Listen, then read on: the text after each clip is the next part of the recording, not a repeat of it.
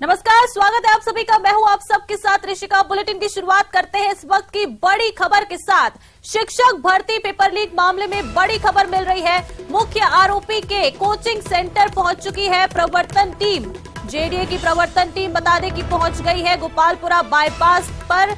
मुख्य नियंत्रक प्रवर्तन रघुवीर सैनी के नेतृत्व में ये टीम वहां पहुंची हुई है। बता दें कि अधिगम के नाम से चल रहा है कोचिंग सेंटर। मामले के मुख्य आरोपी हैं सेंटर के संचालक। बता दें कि टीम को अनियमितताओं की शिकायत मिली थी, जिसके बाद अवैध निर्माण आवासीय में व्यवसायिक गतिविधि की जांच और अन्य पहलुओं के लिहाज से भी टीम जांच कर रही है। इस जांच के बाद प्रवर्तन टीम कार्रवाई करेगी।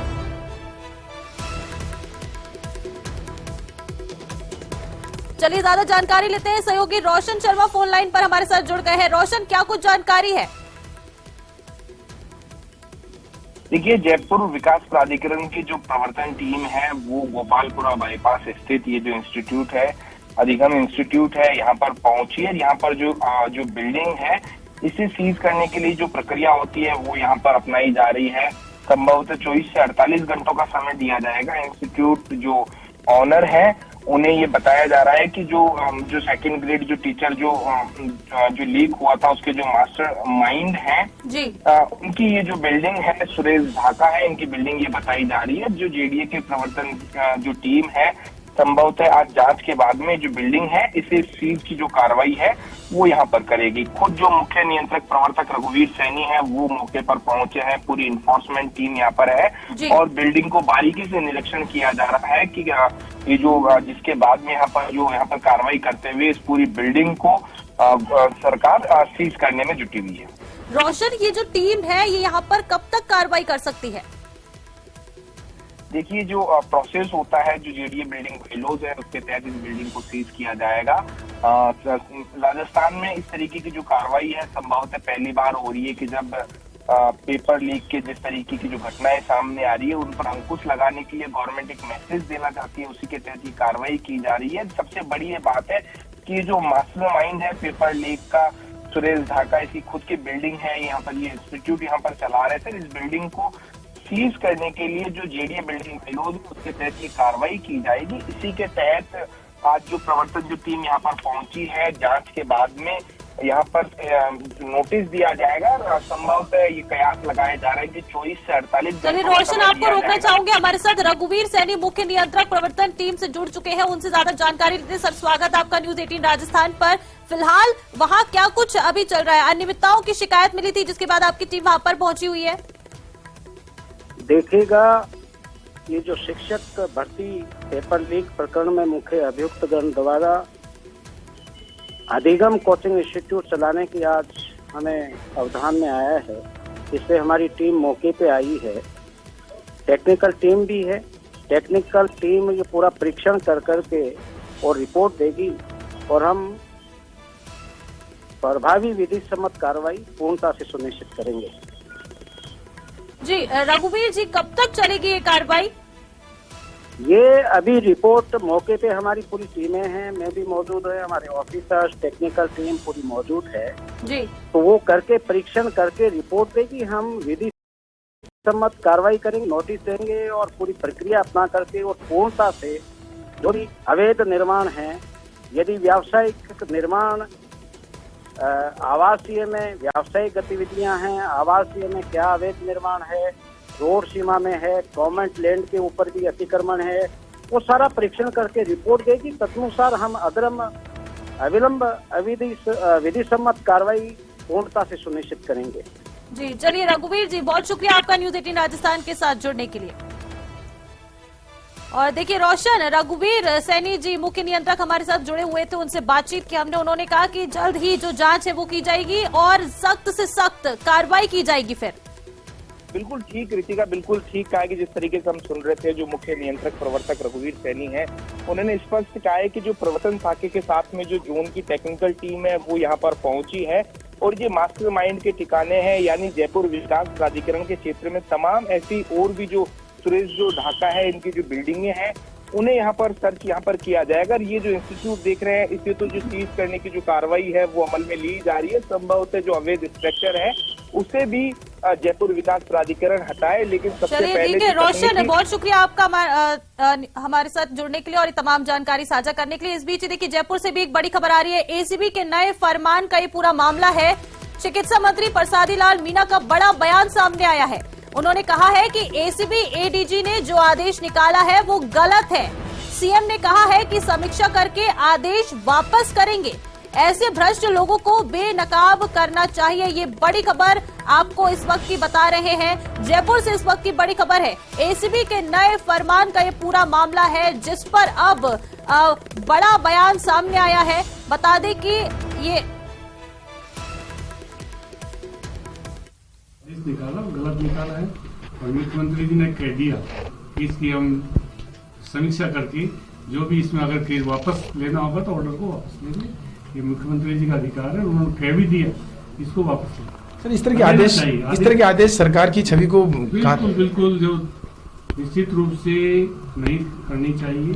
आदेश को वापस नहीं लेना चाहिए। ऐसे लोगों को बेनकाब करना चाहिए। जो भ्रष्ट लोग हैं उनको निश्चित रूप से बेनकाब करने के लिए सरकार को कोताही नहीं बरतनी चाहिए। और चलिए ज्यादा जानकारी के साथ सौरभ गृहस्थी फोन लाइन पर हमारे साथ जुड़ रहे हैं। सौरभ, क्या कुछ जानकारी है? एसीबी के इस फरमान पर चिकित्सा मंत्री ने बड़ा बयान दिया है। जी बिल्कुल, देखिए जैसे ही ये आदेश निकला था और उसके बाद बीजेपी ने इसको जिस प्रकार से हाथों हाथ लिया और बीजेपी के तमाम बड़े नेताओं ने इस पर जो है वो प्रतिक्रिया दी थी और अब विधानसभा चूंकि जिस प्रकार से शुरू होने वाली है और बीजेपी ने इस मुद्दे को विधानसभा में उठाने की बात जो है वो कही, जिसके बाद सरकार एक तरह से कहा जा सकता है बैकफुट पर है। क्योंकि जिस प्रकार से पहले सीएम का एक अलग बयान आया था और उसके बाद फिर बयान आया कि इसकी समीक्षा जो है वो होगी और अब चिकित्सा मंत्री का यह बयान स्पष्ट करता है कि जल्द ही आदेश जो है वो वापिस जो है वो होने वाले हैं। और उन्होंने साफ तौर पर कहा कि एसीबी एडीजी ने जो ये आदेश निकाला है वो पूरी तरह से गलत है और जो भ्रष्ट अधिकारी और कर्मचारी हैं उनको जो है वो लगातार बेनकाब करते रहना चाहिए। ये बात जो है वो उन्होंने कही और ये भी कहा है कि मुख्यमंत्री इस पर समीक्षा जो है वो करेंगे और जरूरत पड़ी तो इस आदेश को जो है वो वापस लिया जाएगा। इस लिहाज से कहा जा सकता है कि पहले खाद्य मंत्री प्रताप सिंह खाचरियावास जो है वो इस आदेश के खिलाफ मुखर होकर बोले थे और अब प्रसादी लाल मीणा जो है वो इस पर मुखर होकर बोल रहे हैं। इस लिहाज से लगता है कि संभवतः बहुत जल्द ही जो है वो आदेश जो है वो वापिस हो सकता है और चूंकि इस मुद्दे को बड़ा नहीं बनने देना चाहती कांग्रेस, इस लिहाज से संभवतः ये आदेश जो है वो जल्द से जल्द वापस हो जाएगा। बिल्कुल सौरभ, अब देखना होगा कि इस पर क्या कुछ समीक्षा की जाती है और ये आदेश वापस होता है कि नहीं, ये वाकई में देखने वाली बात होगी। बहुत शुक्रिया आपका हमारे साथ जुड़ने के लिए और ये तमाम जानकारी साझा करने के लिए। और देखिए राजधानी जयपुर से एक और बड़ी खबर है। सरकार के खिलाफ बेरोजगारों का फिर से हल्ला बोल देखने को मिला है। राज्य बेरोजगार महासंघ ने आंदोलन का ऐलान कर दिया है। सरकार पर समझौतों से मुकरने का यहां पर आरोप लगाया गया है। बता दें कि 23 जनवरी को विधानसभा का ये जो बेरोजगार हैं ये घेराव करने वाले हैं।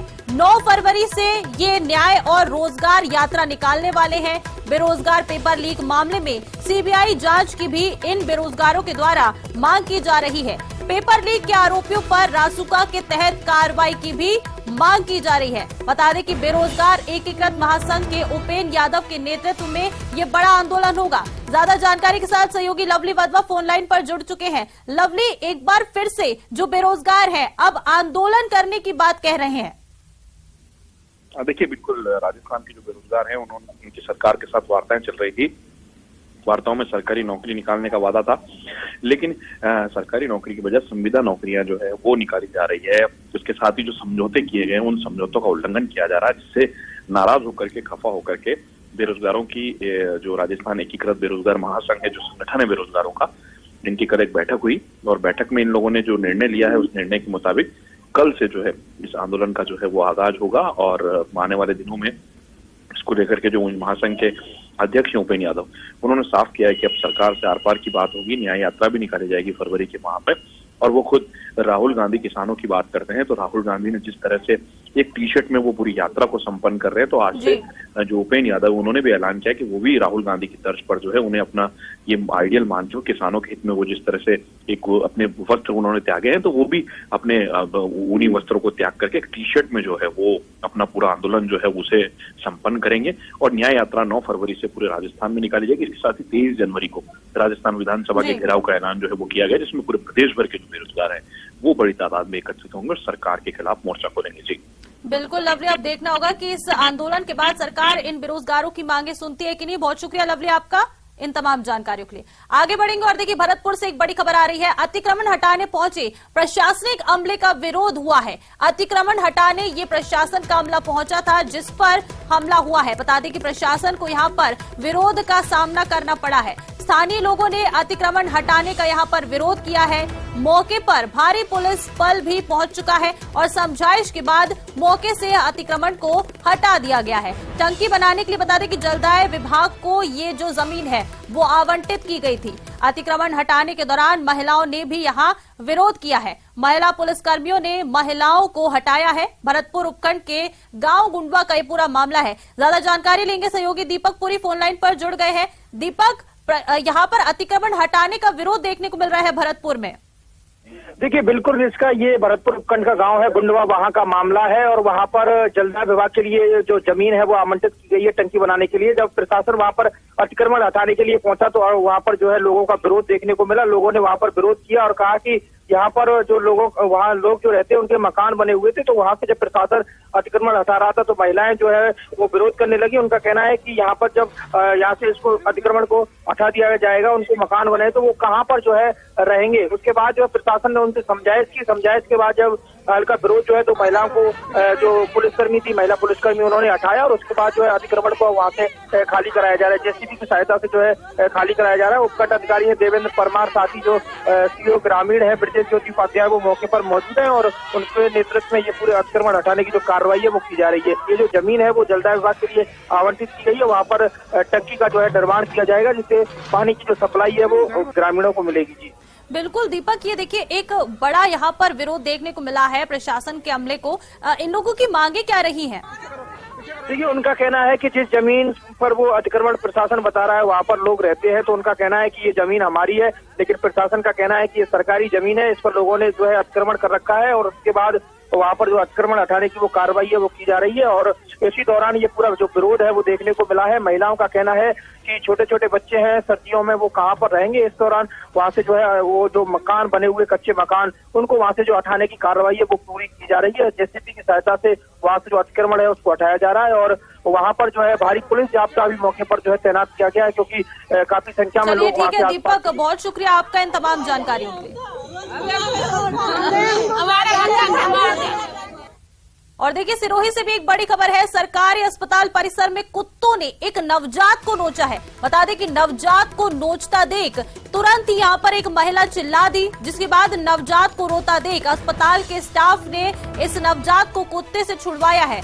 आईसीयू में भर्ती कराया गया है। इसके बाद नवजात को और नवजात की हालत अभी गंभीर बताई जा रही है। तस्वीरें देखिए, न्यूज 18 राजस्थान एक्सक्लूसिवली ये तस्वीर अपने दर्शकों के साथ साझा कर रहा है। ये वो तस्वीरें हैं जहां पर एक अस्पताल के बाहर नवजात को कुत्ता नोच रहा था। इसको देखते हुए जैसे ही एक महिला ने ये पूरा घटनाक्रम देखा वो चिल्लाई। इसके बाद तुरंत अस्पताल का जो स्टाफ था उसने बच्चे को कुत्ते से छुड़वाया और अब उसको अस्पताल में भर्ती कराया गया है, जहां अभी फिलहाल नवजात बच्चे की हालत गंभीर बताई जा रही है।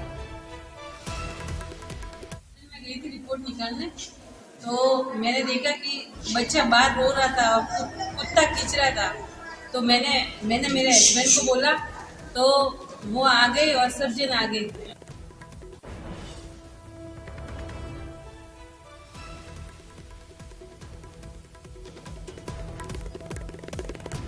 और देखिए इस पूरे मामले पर सिरोही के पीएमओ अश्विनी मौर्य से हमने फोन पर बातचीत की थी। उन्होंने क्या कुछ कहा है आप भी सुनिए।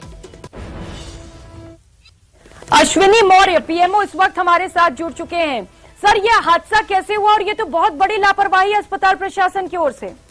ये हादसा नहीं है, एक्चुअल में कोई व्यक्ति किसी उसको छोड़ करके चला गया, बच्चे को ART सेंटर के पास में नवजात शिशु को, उसको हमारे डॉक्टरों ने रेस्क्यू करके और SNCU में एडमिट कर लिया है और जो जिला कल्याण समिति है उनको इन्फॉर्मेशन दे दी है, हमारे डॉक्टर उसका इलाज कर रहे हैं, इसमें हॉस्पिटल का कोई लेन देन नहीं है।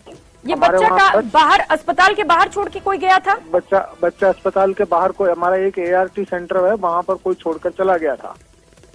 तो सेंटर के पास कोई नहीं रहता है क्या?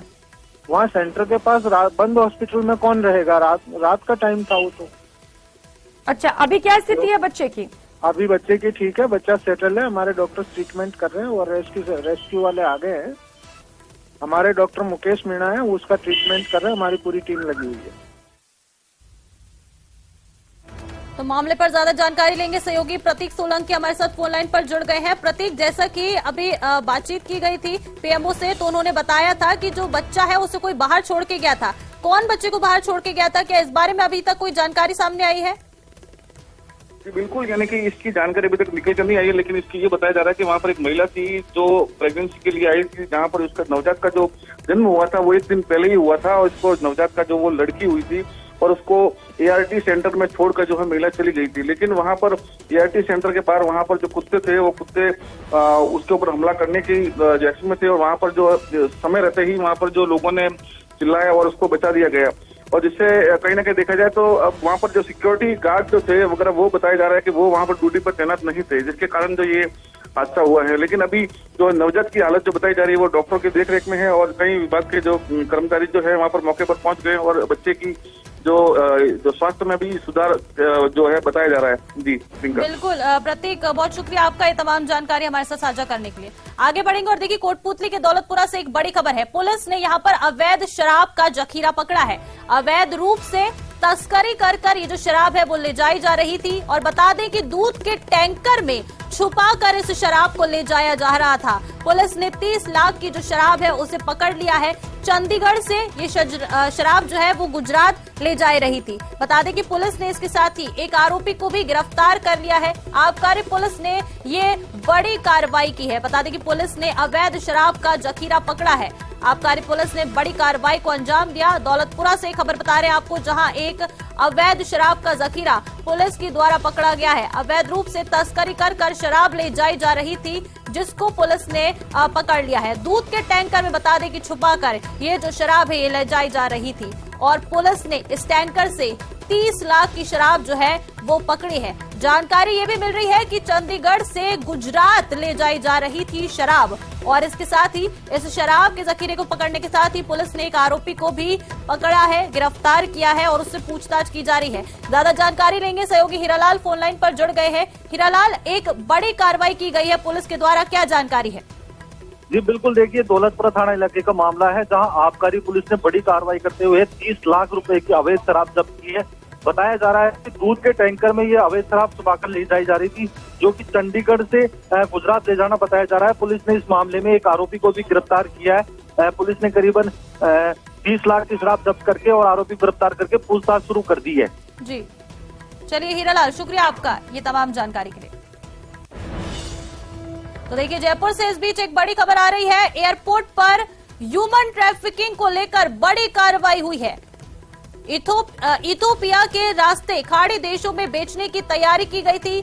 12 नेपाली युवतियों को एयरपोर्ट पर रोका गया है। सभी युवतियां बता दें कि नेपाल की रहने वाली हैं। सभी को अब थाने ले जाया जा रहा है। एयरपोर्ट थाना प्रभारी दिग्पाल सिंह को इस बारे में सूचना मिली थी, जिसके बाद ये बड़ी कार्रवाई ह्यूमन ट्रैफिकिंग को लेकर एयरपोर्ट पर करी गई है। ज्यादा जानकारी लेंगे, सहयोगी आसिफ खान फोन लाइन पर जुड़ गए हैं। आसिफ, क्या कुछ जानकारी है इस ह्यूमन ट्रैफिकिंग को लेकर? ऋषि, बहुत शुरुआती जानकारी अभी हमें मिल रही है। उसके मुताबिक ये सभी 12 युवतियां जो है वो खाड़ी देशों के लिए इथियोपिया के रास्ते से जाने वाली थी, और जो जानकारी हमें थाना प्रभारी दिग्पाल सिंह ने दी है उसके मुताबिक इनकी ह्यूमन ट्रैफिकिंग यानी कि मानव तस्करी की जा रही थी। जैसे ही थाने को इस बात की सूचना मिलती है, थाना मय जाब्ता जो है वो एयरपोर्ट पहुंचता है। इन युवतियों को खंगाला जाता है, पहचान की जाती है, सभी युवतियां एयरपोर्ट के ऊपर मिलती है, और इनको सभी को जो है वो थाने, फिलहाल एयरपोर्ट का जो थाना उस पर लाया गया है। और जानकारी ये है कि सबको जो है वो बेचने के लिए, यानी कि मानव तस्करी इनको अलग अलग देशों के अंदर, खाड़ी देशों में बेचने के लिए ले जाया जा रहा था। ठीक है आसिफ, आप इस पूरे मामले पर नजर बनाए रखिएगा। फिलहाल आपका शुक्रिया। आगे बढ़ेंगे और देखिए गिरफ्त में बदमाश आ गए हैं। जयपुर से बड़ी खबर आपको बता रहे हैं। व्यापारी को धमकी देने वक्त का ये पूरा मामला है, जिसमें गैंग के शामिल 2 बदमाशों को गिरफ्तार कर लिया गया है। विश्वकर्मा थाने में पीड़ित कारोबारी ने केस दर्ज करवाया था। धमकियां देकर लाखों रुपए वसूल चुके थे दोनों ही बदमाश। आज दोपहर 2 बजे पीसी करके डीसीपी वेस्ट इस पूरे मामले का खुलासा करने वाले हैं।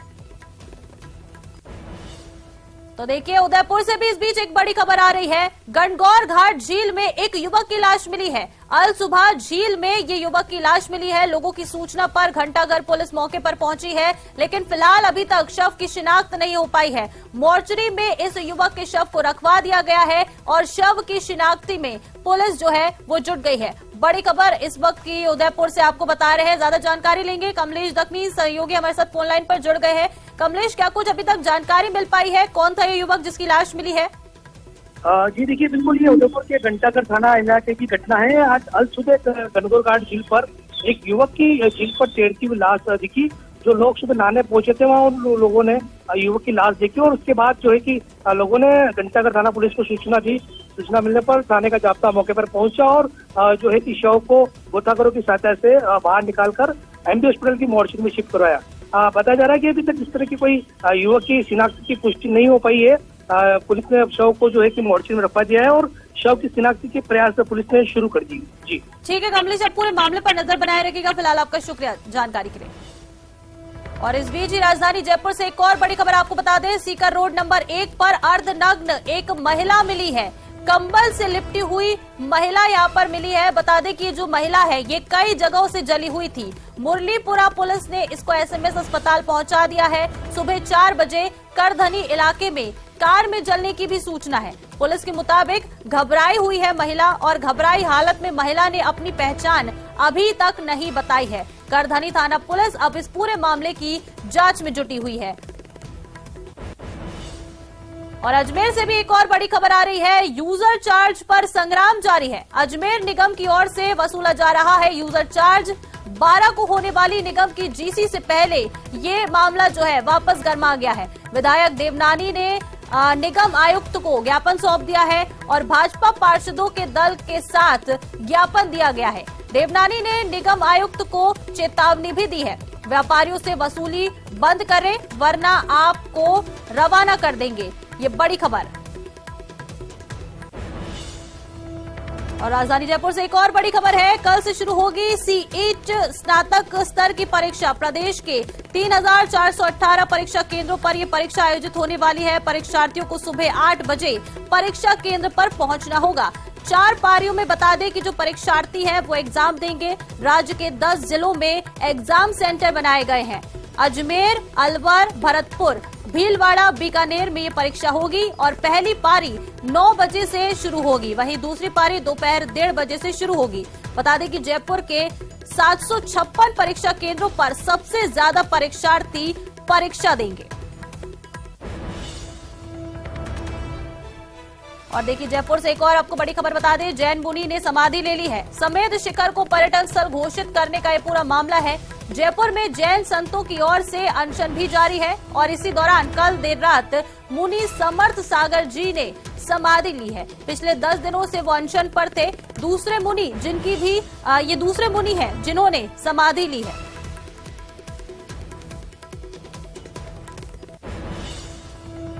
और देखिए कोटा से भी एक बड़ी खबर आ रही है। कोचिंग नगरी में फिर चाकूबाजी से हड़कंप मच गया है। 2 युवकों को चाकू मारकर बता दें कि घायल किया गया है। घायल श्याम और सुनील को एमबीएस अस्पताल में भर्ती करवाया गया है। पुरानी रंजिश को लेकर बदमाशों ने इस पूरी वारदात को अंजाम दिया। विज्ञान नगर थाना पुलिस अब पूरे मामले की जांच में जुटी हुई है।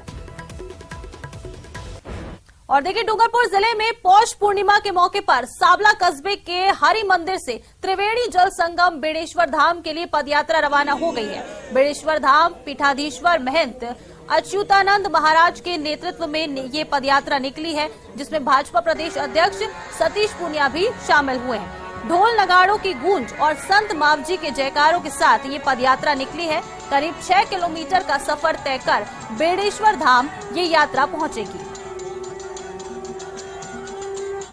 प्रार्थना करूंगा कि मेरे देश में खुशहाली रहे, सब भाई आपस में मिलजुल कर रहे और देश देश की एकता अखंडता के लिए जो ऋषि मुनियों ने संकल्प लिए उनको हम पूरा करने वाले बने। धर्म, अध्यात्म, संस्कृति ये भारत की शक्ति है। वर्षों से संतों की, ऋषियों की, मुनि की परंपरा का देश है। मावजी महाराज की पवित्र धरती और उनके पवित्र संदेश आज भी प्रासंगिक हैं। और जैसा महाराज श्री ने इस पूरे क्षेत्र के लिए, वागड़ के लिए एक विशेष आग्रह किया है वैष्णव मुक्ति का। इधर चित्तौड़गढ़ में पुलिस ने माइंस कर्मियों से मारपीट और अपहरण के मामले का खुलासा कर दिया है। पुलिस ने इस मामले में 4 आरोपियों को गिरफ्तार किया है। शुरुआती तौर पर आरोपियों ने हफ्ता वसूली के लिए मारपीट और अपहरण की वारदात को अंजाम दिया था। बता दें कि 19 दिसंबर को देवनारायण मिनरल्स की माइंस पर भंवरलाल ने हरियाणा के रहने वाले नरेंद्र गुर्जर के साथ जान से मारने की नीयत से मारपीट की थी। और चलिए इसी के साथ इस बुलेटिन में फिलहाल इतना ही। आप देखते रहिए न्यूज़ 18 राजस्थान।